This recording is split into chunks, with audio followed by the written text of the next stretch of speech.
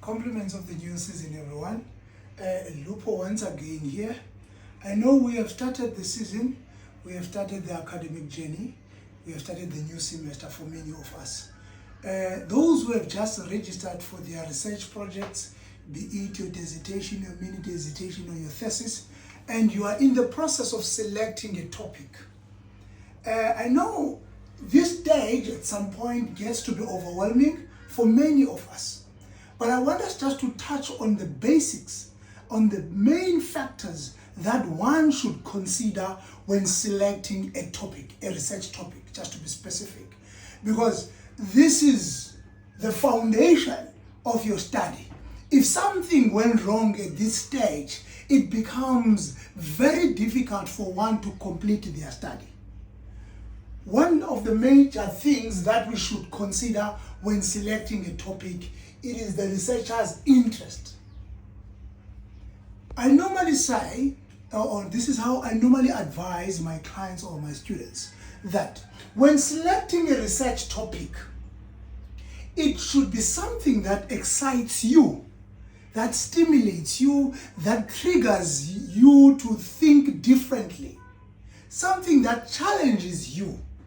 Because at the end of the day, it should be a topic, not just a topic, but a route to a better future, a route to a better career endeavors, if I can put it like that.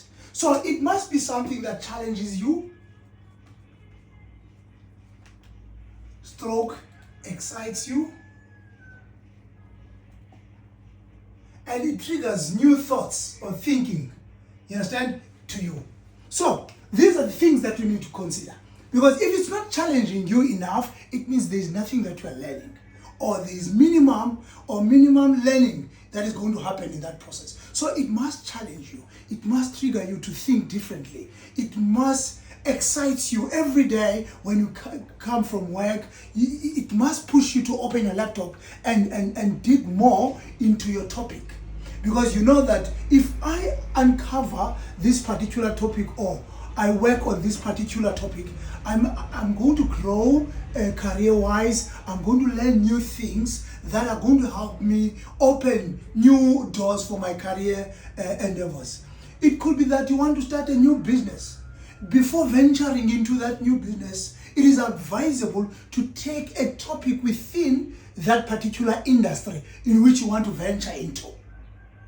Hence, I'm saying it is very important that you consider what excites you, what interests you, what excites you, what challenges you as an individual. That is the first thing that you need to do when looking for a research topic.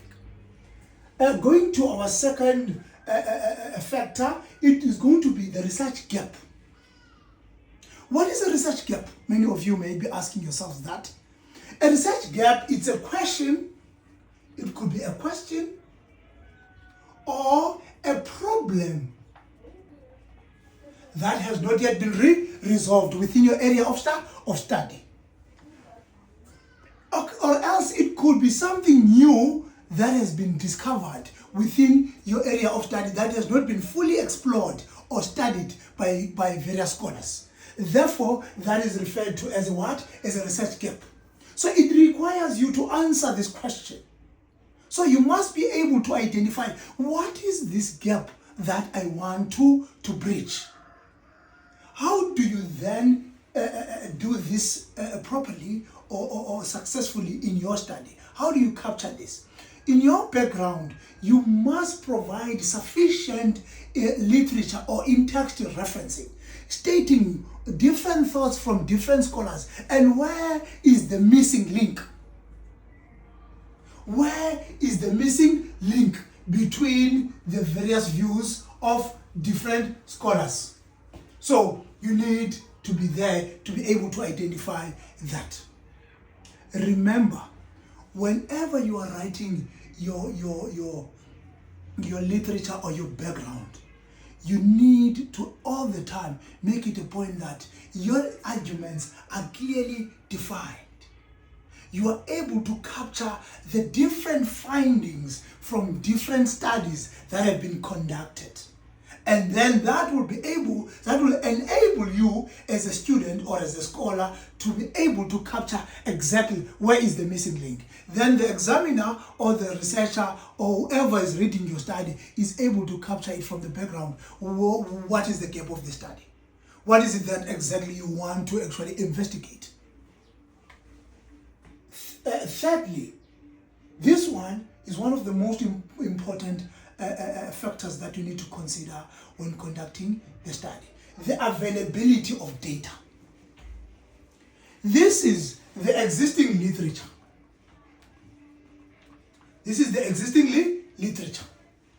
Is there available literature? Not only available, but relevant.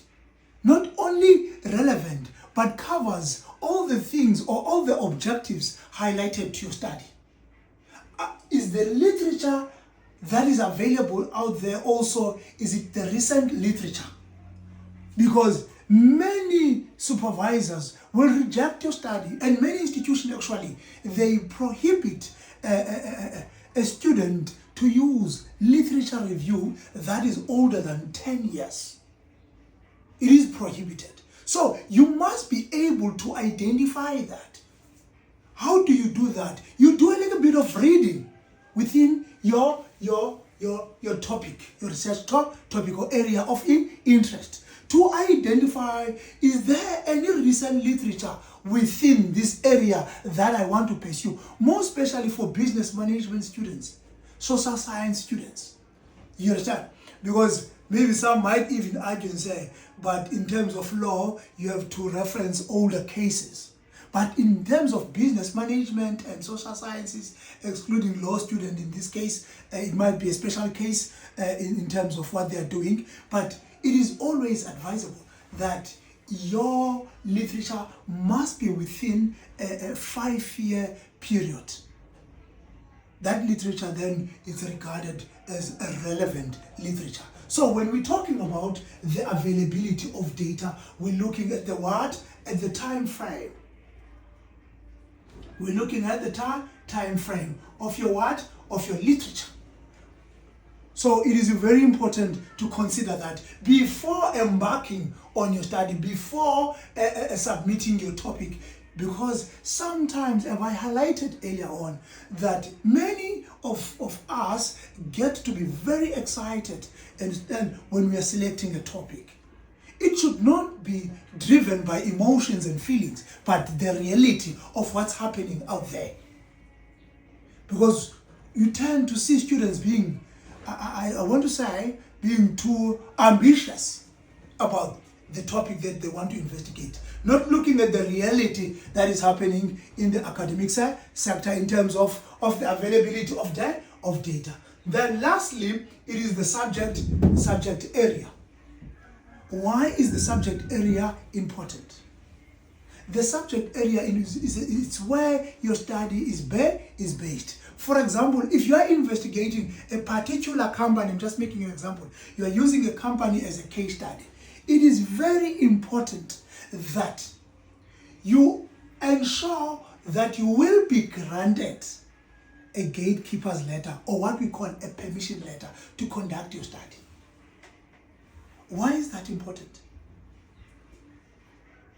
It is one of the ethical consideration issues that you need to fulfill in research for your study to be regarded as being to be ethical.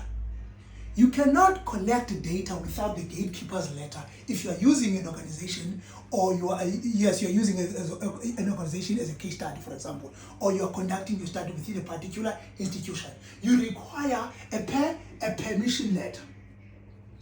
A permission letter from that particular institution. So before you even think of conducting a study from ABC company, you must be certain enough that you will be granted a permission to conduct a study. Yes, there are certain documents that needs to be submitted for that to be fulfilled. For example, the ethical clearance application document, and then a proposal. But at least have an assurance from their research department that this particular research topic will be accepted within their institution. You understand what I'm trying to say? So let us not overlook these things, because you can do your theory chapters, chapter 1, 2, 3. When you have to go and collect your data, you are not given this, and you'll be frustrated because you need to start from scratch now and do what? And formulate a topic. You don't have time, you don't have the resources, you don't have the funds, you are stressed now, you end up dropping out in the program, forgetting that you should have followed these simple 4 steps. Yeah, there are many other things, but based on my experience and my observation over the past 10 years working in the research sector, I have discovered that if you have considered all of these 4 issues when you are selecting your topic, as you are starting the research now in this semester, or for those who are starting the research journey this semester, if you have followed precisely these 4 factors, it is highly possible that you complete your study within the recorded time. So let me stop there for today. If you are having challenges in drafting your topic, give us a call. We'll help you draft a topic and advise you which path to take when selecting a researchable topic. Thank you very much. See you again.